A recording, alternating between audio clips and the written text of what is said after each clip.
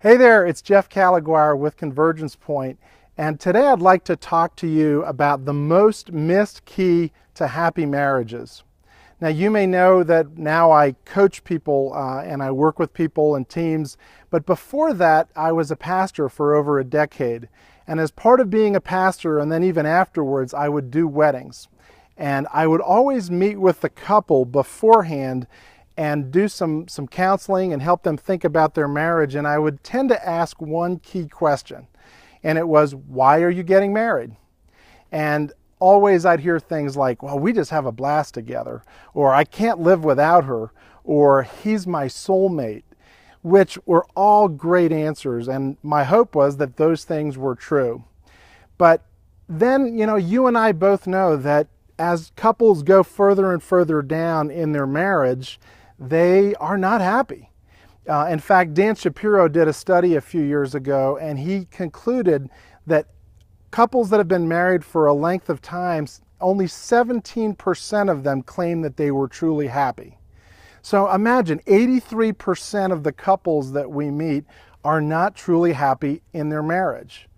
So we've got to ask the question, is that the way it's really supposed to be? Right? I mean, are all marriages just destined to not be really happy or be ho-hum or just get by or get divorced? So I did some study and I looked in the book of Genesis. And really, if you look in the Bible in the book of Genesis, you kind of see like the whys behind why are we here? Why was anything created? But then you get to why marriage? Why husbands and wives? And in Genesis chapter 1, verse 28, it says that God created man and woman in his image and then says to them, be fruitful and multiply, fill the earth and subdue it, rule over the animals and the birds of the air and the fish of the sea. In other words, God creates man and woman to be a part of a bigger plan that he is unfolding, that there's a bigger purpose, and man and woman are actually to be fruitful and multiply. Well, we know what the multiply looks like, but the fruitful idea, if you look at it in context, actually means that we are to do things along with God that bear fruit, that make a difference in the world. And so you see then when you get to Genesis chapter 2, you see the first problem in the world, and that it's man is doing work, but he's alone. He doesn't have a helper, or the word helpmeet, I guess, was the original King James type of word. But he doesn't have anyone that's working with him in this bigger purpose and not doing something that is meaningful in the world. So he creates woman as a helper. Well, so that idea of a helper isn't just someone who's there to help man. It's two equals that are working together on a bigger plan. So if I step back and I say, if God created us to be on a mission together, what would it look like for husbands and wives to find what's the bigger purpose?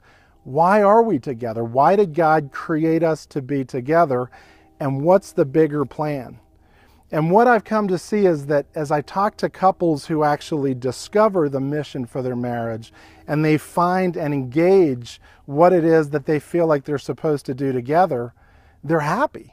They feel like we're in this together, and it allows them to overcome times of setback and difficulty.